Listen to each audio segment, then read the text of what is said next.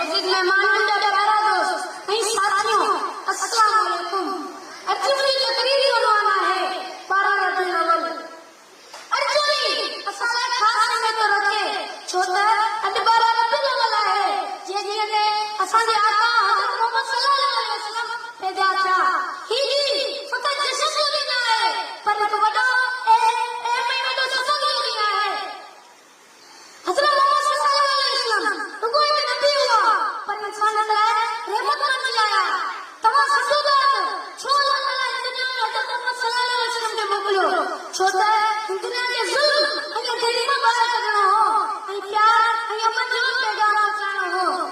जंहिंजे अचण सां रोशन कोई कहा जंहिंजे अचण सां रोशन कोई कहा हुननि जी पेरनि जी पकड़ ते लख सलाम। अॼु मां तव्हांखे ग़ज़वा बदर जे अहिड़े मौक़े ॿुधायां थो जेको ॿ हिजरी में थियो। मके जा मुशरिक मुसलमान ते ज़ुल्म करे रहिया हुआ। हुज़ूर सल्लल्लाहु अलैहि वसल्लम ऐं साईं साहब खे बदर जे लश्कर सां मुक़ाबिलो करणो पियो। मुसलमान ॾिठो